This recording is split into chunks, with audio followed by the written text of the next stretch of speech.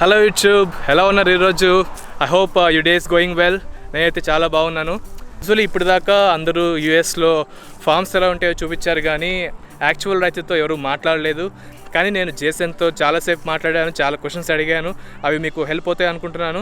క్వశ్చన్సే కాకుండా నేను తన ఫార్మింగ్ ఎలా చేస్తాడో కూడా చూపిస్తాను ఫ్యూచర్లో. అంటే తను టిల్లింగ్ అంటే దున్నడం, ల్యాండ్ని క్రాప్ వేయకముందు స్టార్టింగ్ తను ఇక్కడ ఏ ఎక్విప్మెంట్తో ఎలా దున్నుతాడో, అలానే ప్లాంటింగ్ అనేది ఎలా చేస్తారో, ప్లాంటింగ్ అంటే విత్తడం, తను ఎలా ప్లాంటింగ్ చేస్తాడో, ఇలా మీకు స్టెప్ బై స్టెప్ తను ఎలా చేస్తాడో, కూరగాయలను ఎలా పండిస్తాడో, ఎలా అమ్ముతాడో, ఇవన్నీ ఒక వీడియో సిరీస్లో చేద్దాం అనుకుంటున్నాను. సో మీకు మంచి ఇంట్రెస్టింగ్గా చూపిద్దామని డీటెయిల్డ్గా ప్రతి స్టెప్కి ఒక సపరేట్ వీడియో చేసి చూపిస్తాను.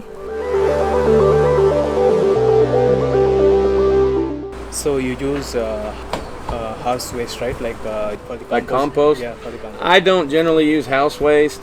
We might throw some vegetables in there or something. I said horse. Horse manure? Yeah. So we have used horse manure. The vet clinic, they would bring and dump it here. They haven't done it in a while. It's usually in the spring they bring it. Okay. And then I mix it into my sawdust piles. Because it's already in sawdust. It doesn't come in straw. They use sawdust here. And so it already has wood chips. And then the horse manure, and then you put it in and you let it sit and kind of turn it and mix it, and it's really good for nitrogen.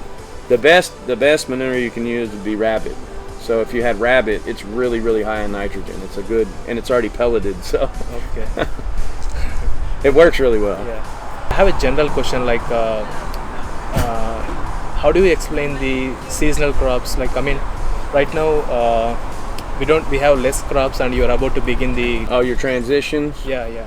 So basically where we live, I think we're pretty much on the same level as the Sahara Desert, so it's pretty warm. We live in a zone called a zone 9B, which is subtropic zone, because we live on the coast.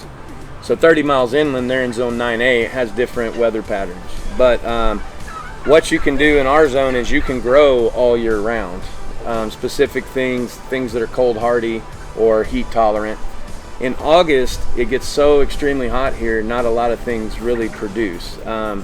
You can keep them going, but generally you don't get a lot of production from flowering plants or anything because it's just really humid and hot. And so the plants kind of just shut down until it gets a little cooler. And so kind of August, September, you kind of slow down and you transition, you start replanting all your fall stuff. And so right now we're in the fall. So we're planting, brassicas, which would be like broccoli, cauliflower, all these things. Broccoli, collards, mustard greens, things that are cold hardy. Spinach, lettuce, that's the type of stuff now. Here in February, really early, in January, we'll start our transplants in trays. And then that would be like tomatoes, squash, eggplants, which I overwinter a lot of things too, so I can still grow that stuff here because I can cover it. If it gets really cold, I can cover it with a frost cloth and I can get it through, and then it'll be warm again the next day. It stays around 80 here. But yeah, so we'll be planting all our summer stuff, and that's all your good tomatoes, cucumbers, peppers, and all those things.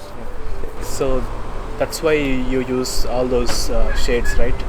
So my greenhouses they're meant for cold weather in a sense, or controlling the environment. All I'm using them for is actually to deter water off my plants, because tomatoes are, if you're growing like an heirloom variety tomato that's not very resistant to certain kinds of things, you need some way that you can kind of deter the water from them. Like if they're bad about getting blight, that's a moisture issue, and basically it'll get disease on the leaves. So if you can control that moisture some, then you don't get as bad a disease. And so basically we use that to deter the water off there. But feasibly we could put walls on it and you could grow in there, and you could even regulate temperature. It does get really hot, so you'd have to use shade cloths and things like that. But what we've been using them for the last 2 years is just to deter rain, because we've been in a heavy rain cycle. Yeah. Okay, you have seen many other farms, right? So what do you do different from other farms? I'll be honest, a lot of things I take from other farms. I'm still learning. So we experiment constantly. That's one thing about being a farmer, is you experiment. No year is ever the same. No plant's ever going to grow the same.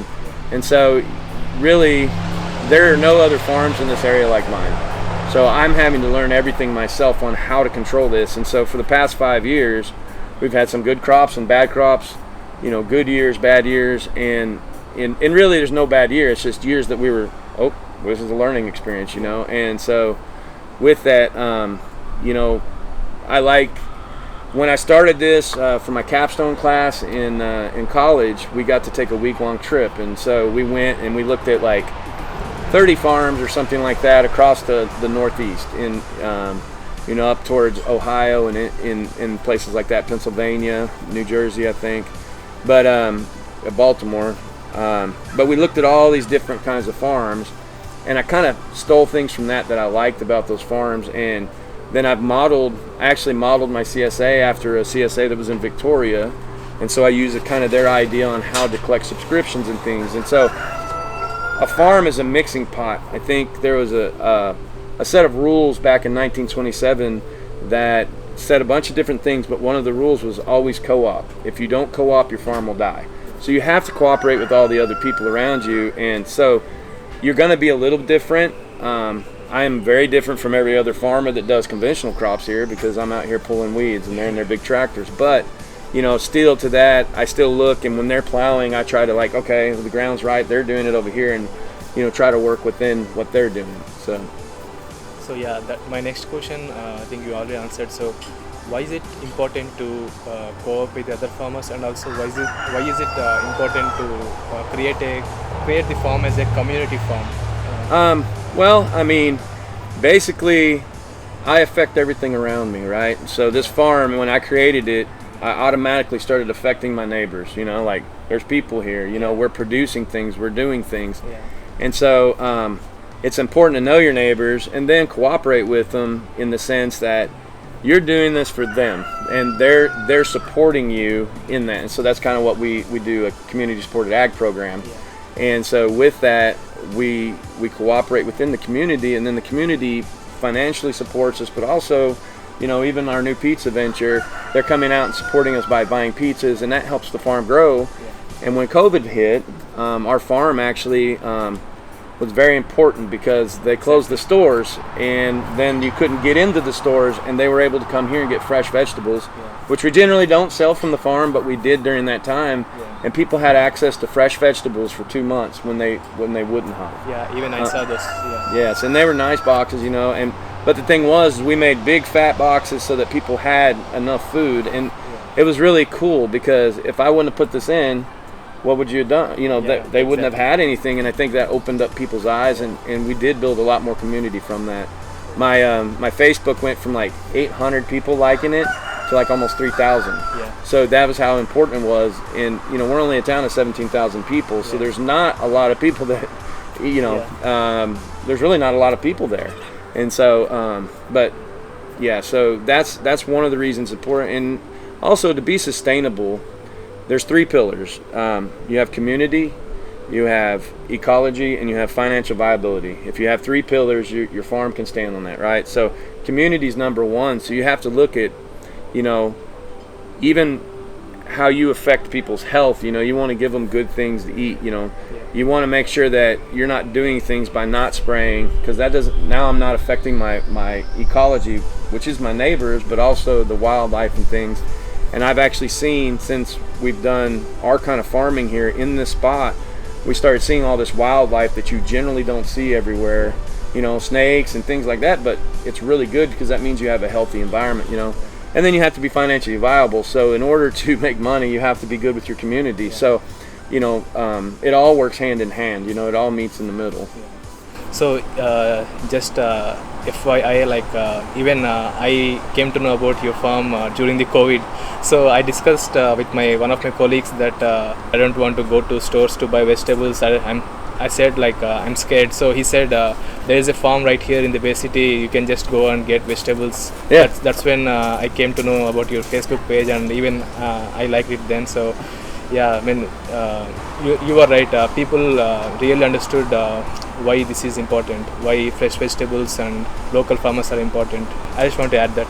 Yeah, that's cool. Yeah.